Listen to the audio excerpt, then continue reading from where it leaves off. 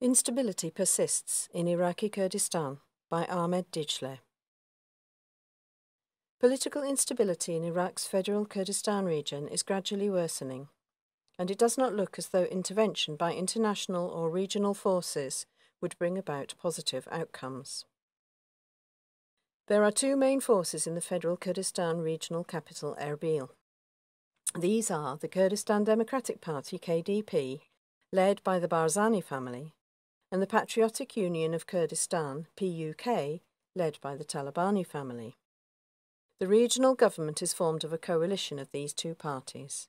This government has been unable to function for months now, and its activities are being boycotted by the PUK.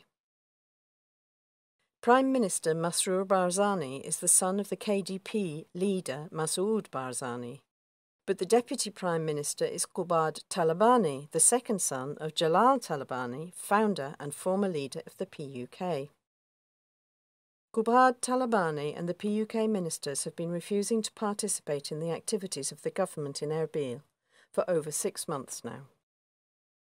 The PUK state that Masroor Barzani is applying an embargo to their regions and that he is not distributing income fairly. There are certainly other reasons too, which we will come to. A meeting was held on the 28th of January to try to overcome this political impasse. Nothing conclusive emerged from this meeting of KDP and PUK delegations, though they did state that there will be more meetings.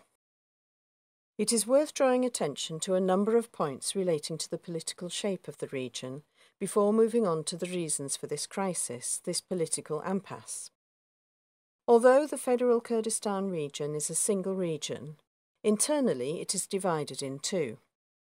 Erbil, Duhok, Zakho and environs are under the control of the KDP, while Suleymania, Raparin, Garmian and Halabja are under PUK control.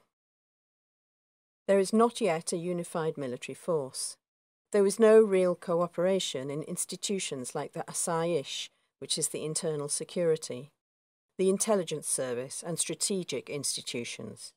This in itself is a potential cause of problems. The KDP region is under the absolute sovereignty of the Barzani family. Masoud Barzani is the leader of the KDP.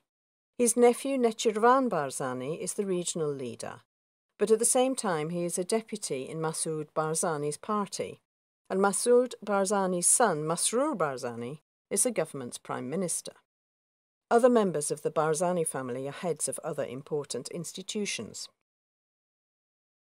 Jalal Talabani's son Bafel Talabani is the current PUK leader. An earlier system of co-chairs was abolished and his cousin Lahur Sheikh Jangir Talabani's influence over the party was done away with. But there are multiple influences in the PUK Politburo. While the KDP is a family party, by comparison, the PUK shelters wider circles within its structure. Let us now look at the reasons for the crisis mentioned in the introduction. The first reason is the economy. The PUK says that Masroor Barzani is obstructing material resources needed by their regions, that spending is at a rate of over 5-1 in favour of Erbil over Suleymania, i.e., that the income is not being fairly distributed. When the cash flow stops, problems start to arise in the streets. Salaries cannot be paid and public sector workers and teachers organise strikes.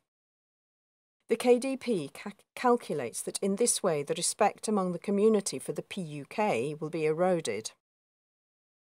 Around $5.5 billion of official income from oil was unaccounted for in 2022. Every month 400 billion Iraqi dinars flow directly from Baghdad to the government in Erbil, but this money is not spent in the regions where the PUK is active. When the PUK could not correct this situation, it started to boycott the activities of the government, and this has been the situation for months now. Recently, the PUK leader Bafel Talabani organised a very important meeting with the participation of all the political parties in the city of Dokkan in his own region. The agenda of this meeting was the roadmap from here on out.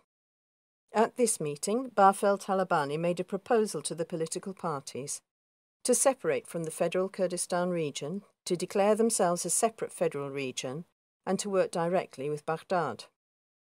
Barfel, and by extension the PUK, think that they can no longer work together with Erbil, that is, the Barzani family. Iraq has a federal constitution, meaning that federal regions can declare themselves. Each federal region works directly with Baghdad. This suggestion of Talabani's was warmly received by the political parties. In response to this, the White House's North Africa and Middle East coordinator, Brett McGurk, visited Erbil, met with the KDP and the PUK, and cautioned them to overcome their problem. The US does not want the situation to intensify, and it believes that a separate autonomous region on the border with Iran would not be in its interests. It was as a result of this that the meeting of 28th of January took place, though there does not appear to be much hope emerging from that meeting. Turkey is another reason for the current crisis. The fact that the KDP is working unconditionally with Turkey is already disturbing for all Kurdish circles, but recently Turkey has been following up certain new initiatives in the region. The Turkish government wants to exploit the natural gas resources in the Garmian region. The Garmian region is under the control of the PUK. Turkey was unable to persuade the PUK in this matter. It tried to apply pressure through the KDP, but still to no avail. This is an important reason for Masroor Barzani's implementation of the economic embargo. It will be recalled that there was previously a 50-year oil agreement between Turkey and the PUK. The Turkish government wants a similar agreement for the natural gas in Garmian. When extreme pressure was applied last year, Barfel Talabani said, "They can take those areas over my dead body, because the natural gas resources in this region have the potential to supply the whole region." These natural gas fields have gained a new importance since the Russia-Ukraine war. Turkey wants to use them as an alternative to the Russian supply. A Turkish delegation went to Süleymaniye on the 20th of January to talk with the PUK about this, but it appears that there was no development. At the time this was all happening, Iraq's Prime Minister Mohammed Shia al-Sudani was in Paris meeting with Macron. At the same time, Sudani met with 3 big French energy firms and invited them to Iraq. Macron is supportive of this. As a result, the PUK and the central government of Baghdad will be able to exploit these natural gas fields with the help of the French, bypassing Turkey and the KDP. If such a development occurs, the balance of the region will change completely. Naturally, the questions of what Iran will say to this or how the US will approach the matter still remain. It won't be that easy, but it is possible that this is how the process will evolve. We should add that last week, Iraq's federal court ruled that the sending of 400 billion Iraqi dinars each month to the federal Kurdistan region is an illegal practice. So, if the government does not want to, it can apply the court ruling and not send the money. This situation has thrown the KDP and Ankara into a panic.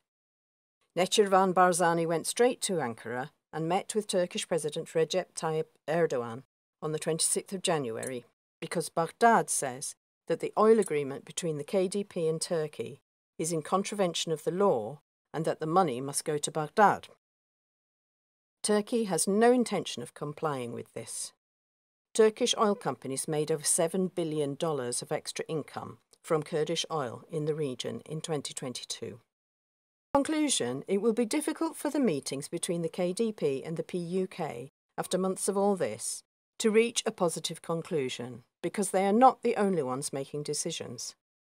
The parties' politico-economic power struggle is reflected in heavy costs to the people of the region. The current situation has no meaning other than to cause damage to the Kurdish people, who have already paid through the nose to achieve the status quo. The people have just about given up on these political structures. The youth in particular is preferring to go abroad. The people's expectation is a new politics, a new vision. It looks as though this will be a very big ask in this region in the near future.